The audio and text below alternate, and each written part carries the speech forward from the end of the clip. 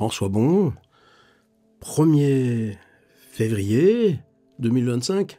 Non, 1925.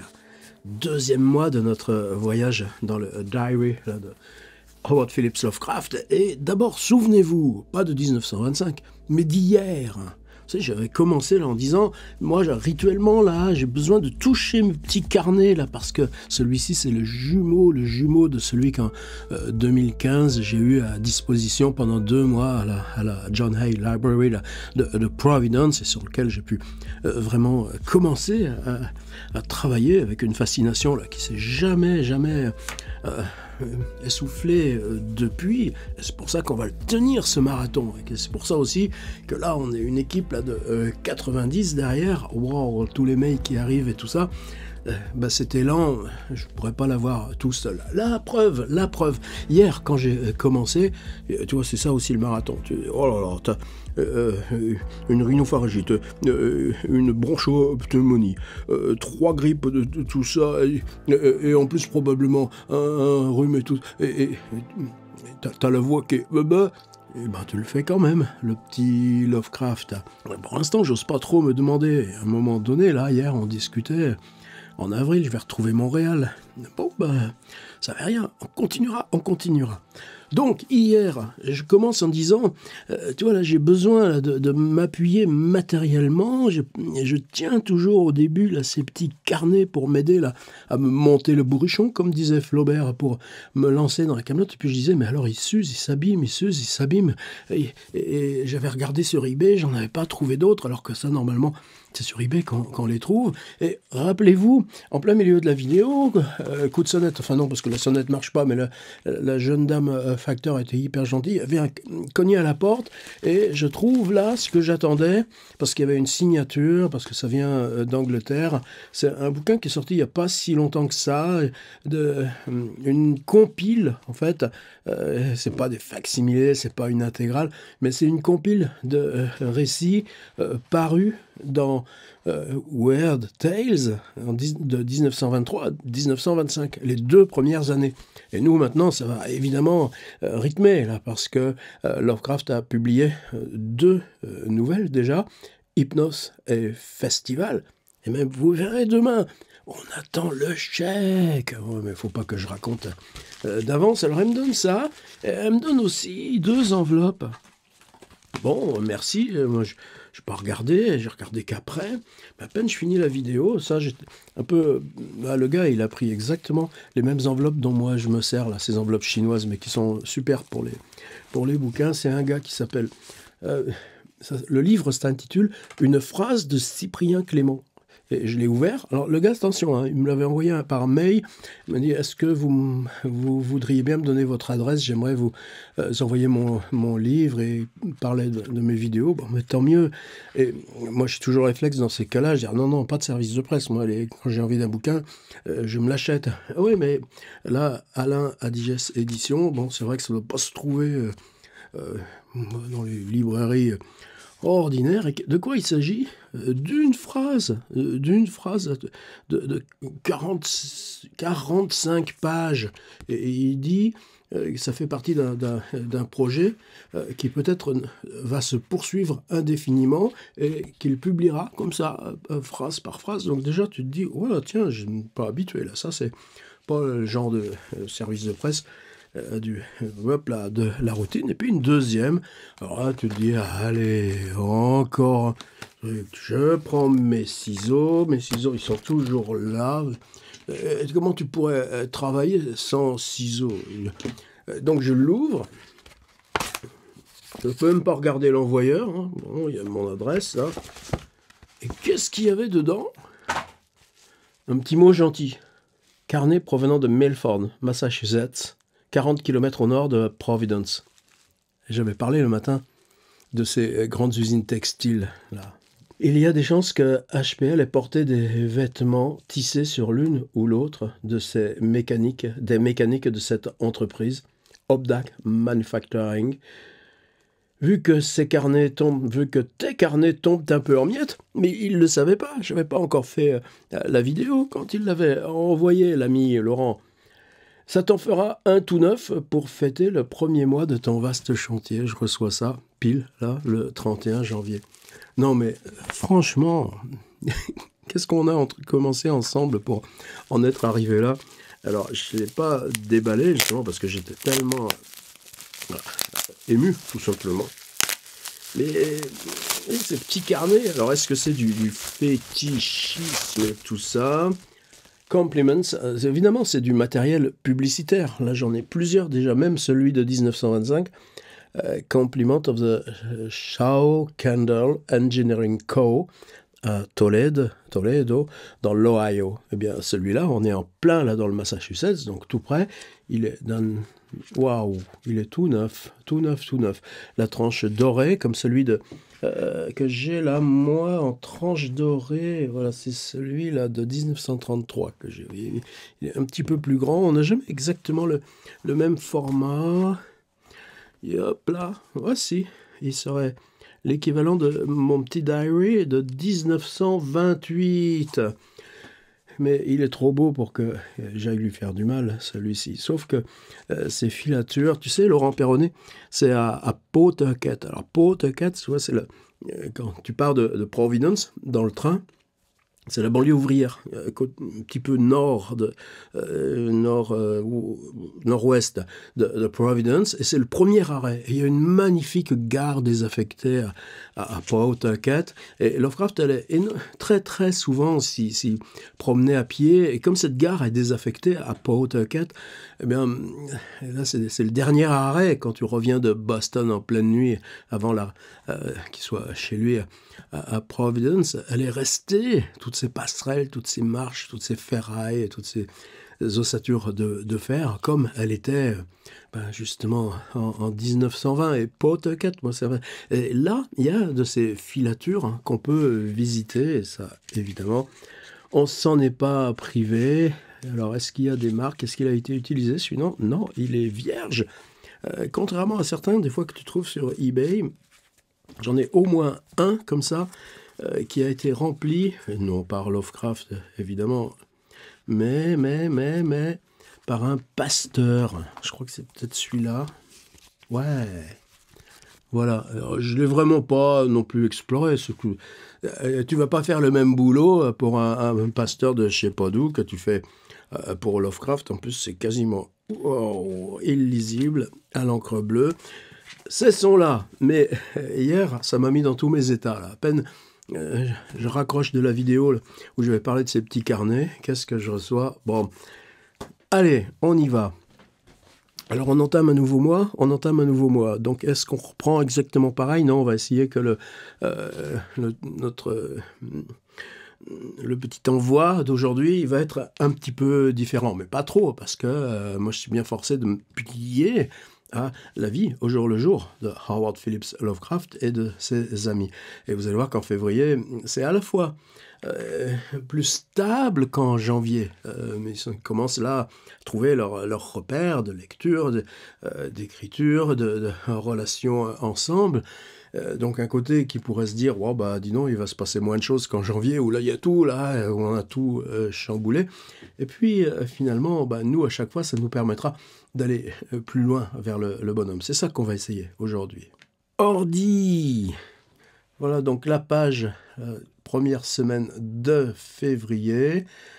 On est dimanche, il y a toujours un jour d'écart, ça changera pas de toute l'année. Monsieur s'est levé tard, son copain Kirk lui passe un coup de fil, et Loveman débarque aussi, et on va aller manger au Taormina. Alors la team d'enquêteurs, j'ai cherché, alors j'ai mis dans mon petit PDF des photos, j'ai retrouvé encore, il y a des banques d'images formidables sur les rues de Brooklyn et Brooklyn Heights, là, entre 1920 et 1930, mais j'ai rien trouvé sur ce Taormina. Simplement, on sait, là, on verra dans la petite lettre là, qu'il envoie à sa tante, que le Taormina, c'est à 3 blocs, enfin, une rue, 2 rues, 3 rues, tu y arrives, mais c'est Clinton Street dans sa même rue, donc c'est un de ces petits restos italiens hyper modestes où ils peuvent se permettre d'aller souvent. Et il y a ce mot Keynes. Alors et là, ça va nous faire un petit peu rire. Et là aussi, on va le voir bientôt dans une lettre à Maurice Mo. On va parler de ce Maurice Mo qui lui vit dans le Wisconsin et avec lequel il est en correspondance depuis 1914. Mais Mo est déjà venu le voir une fois à Providence, ou bien est-ce que c'est dans une lettre à Morton? Enfin, aujourd'hui, on va parler de ce Maurice Mo, vous allez voir. Et dans les plans qu'il dresse pour ses correspondants de son petit studio, c'est qu'avec les deux petites alcôves qui auront un rôle important, il y a son petit guéridon pour sa vieille Remington, les lettres à Maurice Mo, quand il lui envoie des lettres de 25 pages, comme ce que j'ai fait toute la matinée, transcription, eh bien, c'est ça qui va finir par le dégoûter d'ailleurs de la dactylographie. Il y a sa chaise Maurice, cette chaise à bascule, vous savez, il y a sa table et les objets qu'il y a sur sa table. Il y a ces vitrines qui est récupérées du grand-père, c'est-à-dire des bibliothèques à porte vitrée, et dessus le buste de Milton. Et toujours près de la porte, il a sa collection de cannes. Or, Lovecraft, on a quand même pas mal de photos, 50, 60. Tu le vois jamais avec des cannes. Ouais, mais dans le personnage, donc il s'achète parfois des cannes. Il doit y en avoir qui viennent tout simplement de l'héritage familial. Et ces cannes, allez savoir pourquoi. Alors tout simplement peut-être parce que il a la clé de chez Loveman, donc il avait peut-être entreposé les dites cannes entre Parkside Avenue avant que Sonia parte à Cincinnati. En tout cas, monsieur Loveman, son ami, lui rapporte ses cannes. Et il n'y a pas de chambre de Lovecraft sans avoir une petite place pour les cannes. C'est tous ces petits points de fresque. Attendez, nous on va balancer du lourd aujourd'hui. Loveman s'en va. Il dira à sa tante, en gros, il est parti à une heure indéterminée, c'est-à-dire qu'à un moment donné, ils s'aperçoivent que Loveman est parti, et lui, il aide Kirk, le futur libraire, donc il doit y avoir des tas de bouquins chez lui, à ranger ses livres, et Kirk va lui offrir 4 bouquins. Et là encore, on va avoir une petite surprise, même 2 surprises. Et content, peut-être du cadeau, il l'invite au Tiffany, la cafétéria. Je ne l'ai pas dit. J'ai retrouvé aussi dans les lettres, vous savez que plusieurs fois, là, on a eu le mot kitten, petit chat, kitten, petit chat. Et moi, je disais, oh, dis donc, il fait froid, peut-être qu'il y a des chats là, qui traînent Clinton Street. Non. C'est à la cafétéria, à Tiffany, et un petit chaton. Bon, moi, je suis pas trop chaton là, dans Facebook et tout ça, mais il dit, il est joli, il est tout noir et tout blanc.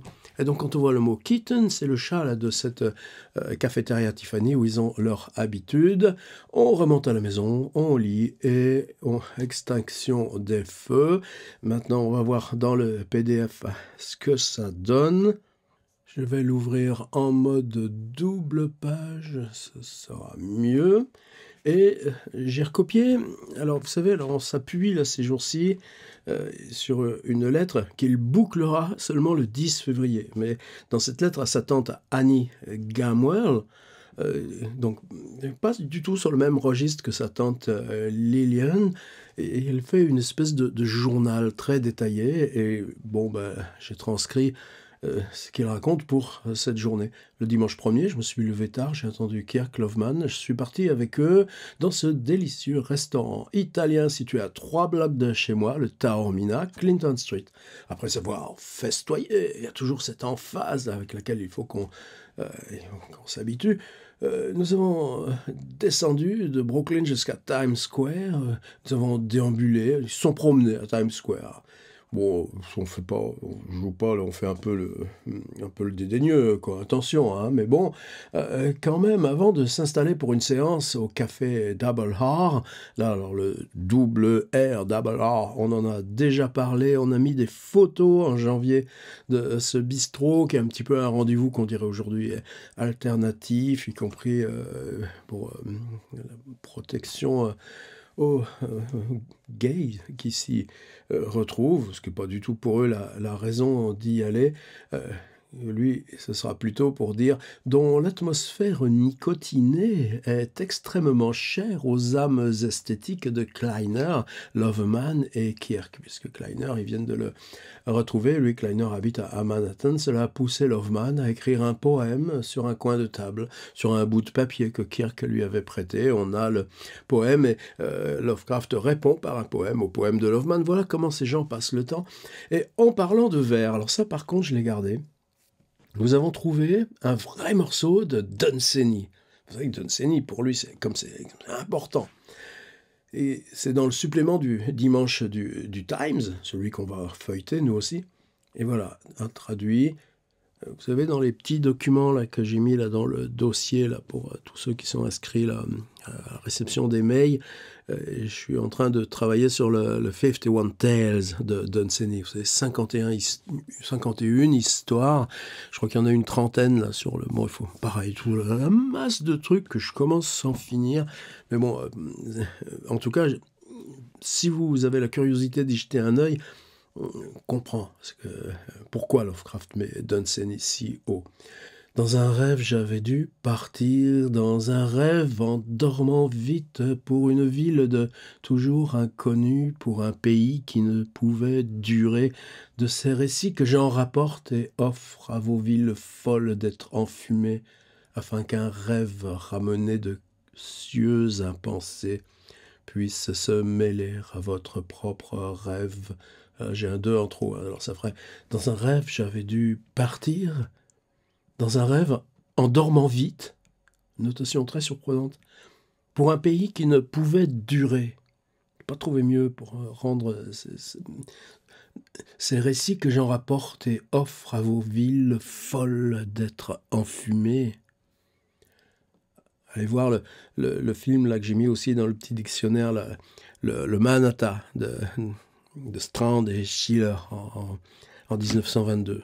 Quand on dit que New York est dans la fumée, c'est pas un euphémisme. Puisse se mêler à votre propre rêve. Edward John Morton, Drax Plunkett, 18e baron Dunsany. Et comme il est mort en 1971, les textes de Dunsany ne sont toujours pas dans le domaine public. C'est comme ça. Même les textes publiés, là, comme les 51 Tales en 1915.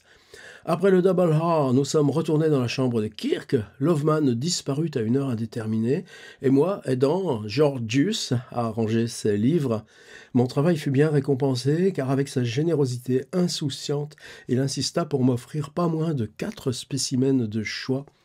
Histoire sans nom de Barbé d'Aurevilly. C'était ce grand fantastiqueur... Cette grande langue pesante, bon, évidemment ultra-catholique, mais Barbé d'Aurevilly, ne le laissons pas là, se perdre dans nos limbes. Dans le dictionnaire, je vous ai mis aussi une version Wikisource pour que vous alliez respirer, mais Histoire sans nom de Barbé d'Aurevilly, traduit par Edgar Saltus. Et même, vous allez voir, dans les jours prochains, il va revenir mais au travail de Saltus lui-même, ce qui veut dire que cette trad là, de Barbé d'Aurevilly, comme ça, il ne va pas le lâcher, le livre sera toujours dans sa bibliothèque à sa mort. The Line of Love de James Branch Cabell, là j'ai pas été voir, et puis City Block de Waldo Frank, et là je vais vous en reparler. Et Daedalus de J.B.S. Haldane, tous des livres neufs provenant de son stock, puis petit tour à la cafétéria, afin de revenir lire chacun chez soi. Voilà 2 belles photos des rues de Brooklyn en 1925. Là, toujours la transcription exacte à des petits hiéroglyphes. Mon petit dépli qui correspond à ce que je viens de vous raconter, l'histoire des cannes, etc. Et dans le journal, alors pour moi, j'ai pris 2 mini-vies. Je les ai traitées différemment. Dans le New York Times, rubrique nécrologique, voilà, je l'ai mise ici, vient de mourir un écrivain qui s'appelle George W. Cable. Et ce George W. Cable, c'est un écrivain qui a fait beaucoup, je pense, pour le régionalisme là-bas. Il est mort à 80 ans, père de famille, dire « Ah là, bizarre, le truc est à l'envers ». faudrait que je rectifie ça.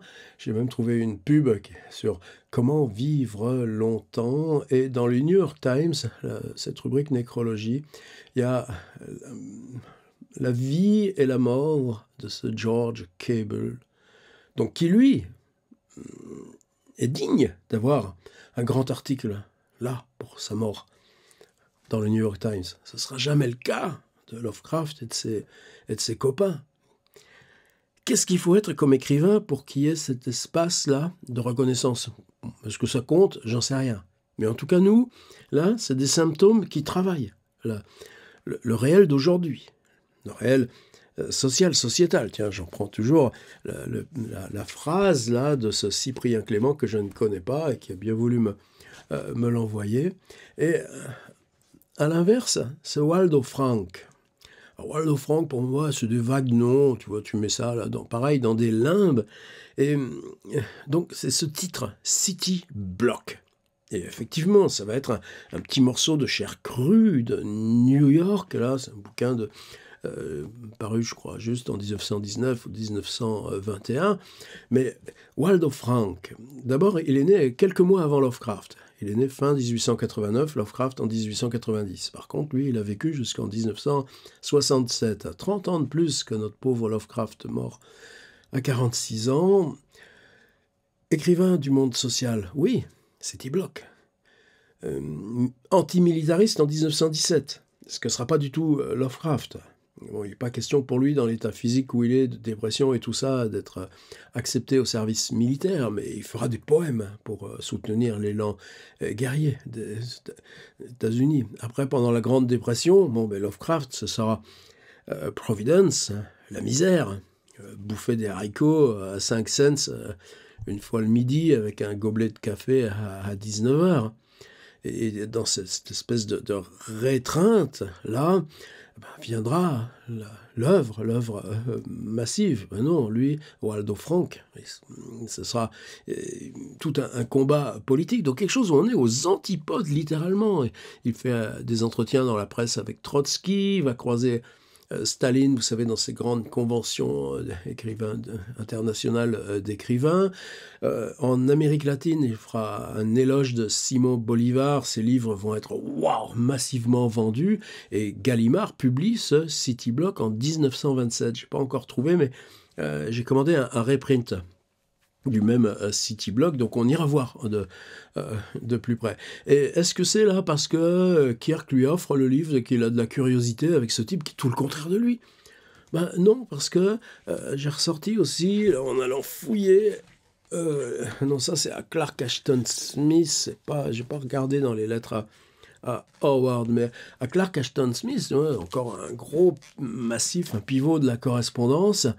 On est en 1929 et dit qu'après sa lecture d'un autre livre de Waldo Frank, The Chalk Face, le visage de craie, il dit à Ashton Smith, aridement philosophique, mais une très belle entreprise d'ajustement de l'individu à l'absolu. Donc, et c'est pas des gestes de hasard. Alors moi, cette opposition de Cable et Waldo Frank, moi, je voulais la garder. Et puis, la cerise sur le gâteau.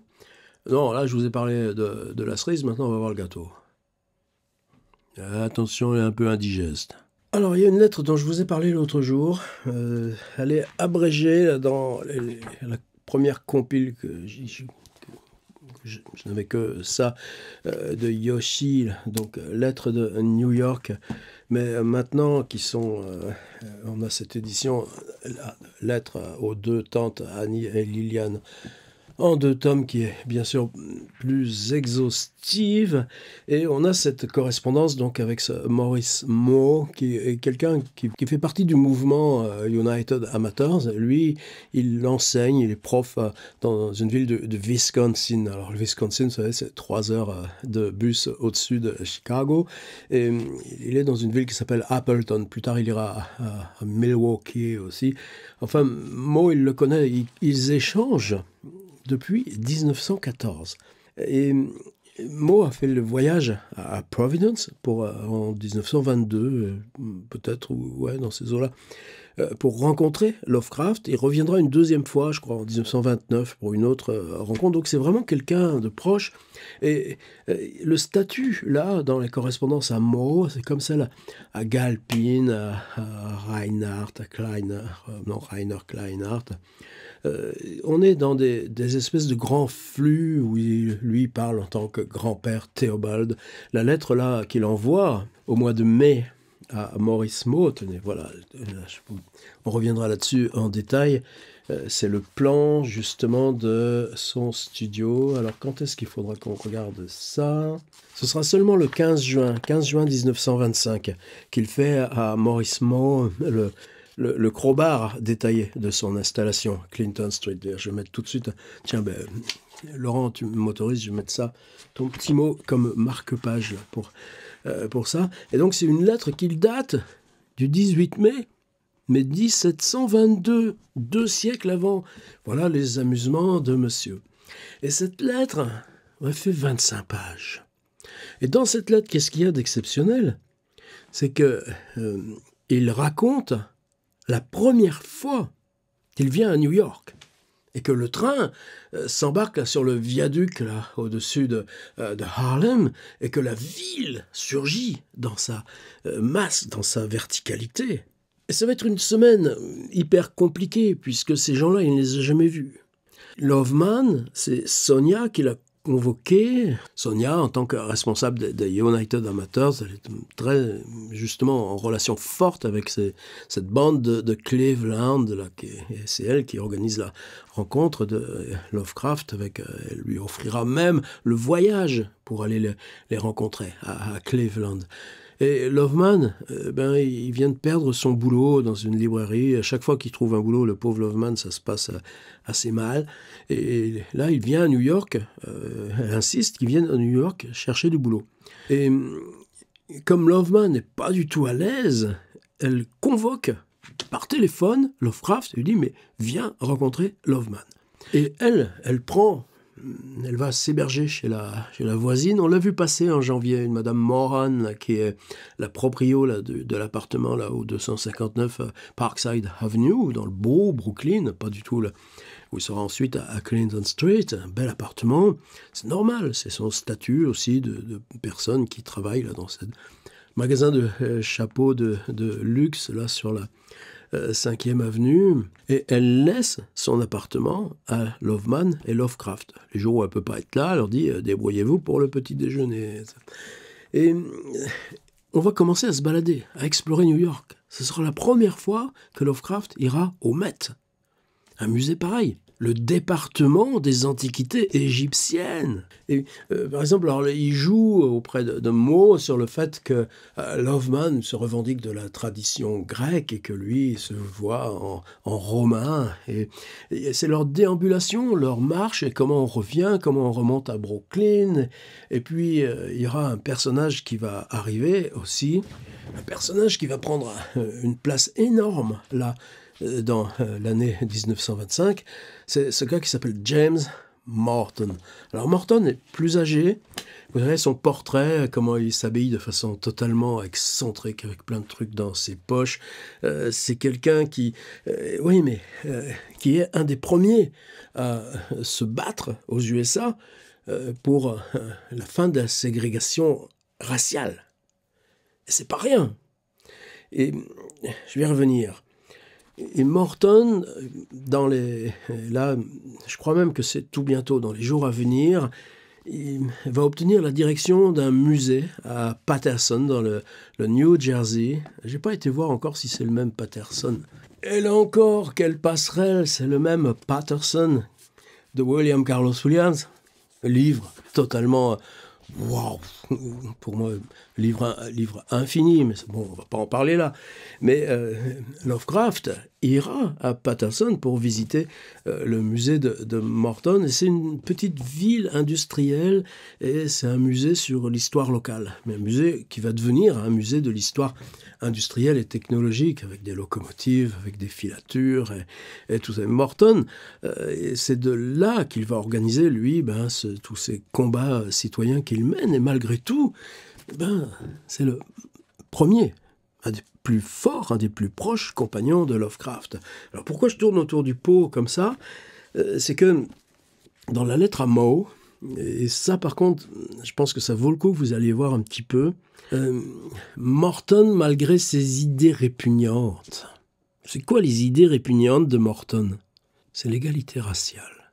Et dans cette lettre, dans ces 25 pages, là, c'est-à-dire, on peut, nous, se prendre d'affection pour ce grand dadais là, de 35 balais, qui est en train de commencer là, son essor avec ces nouvelles là, maintenant qui, donc Hypnose Festival viennent d'être publiées par Weird Tales.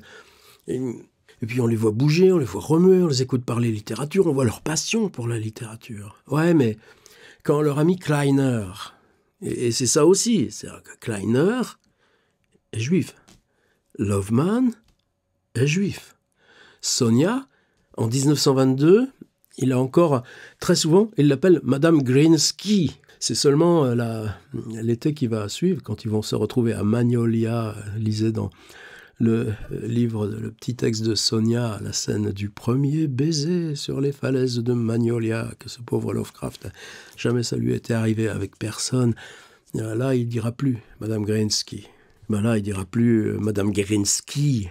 Il dira Sonia Afikin. Sonia Afikin Green, SHG, toujours avec ce truc des initiales. Mais quand Kleiner, le New-Yorkais, leur fait visiter Little Italy. Quand on arpente Hell's Kitchen et les quartiers juifs.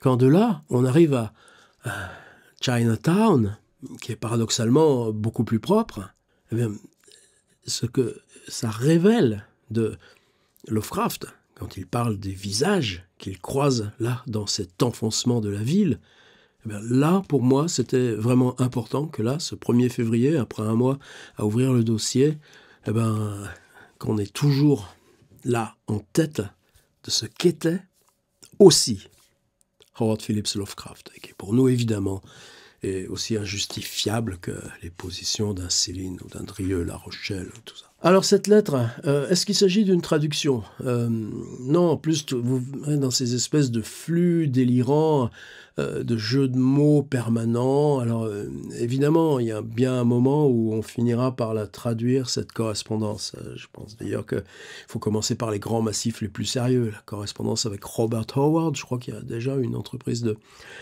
traduction en cours. Mais là, les lettres à Maurice Moe ou à Galpin, en plus, ça veut dire que quand tu traduis, tu dois garder ce côté-là totalement. Moi, je ne peux pas taper sur le clavier quand c'est des phrases comme ça.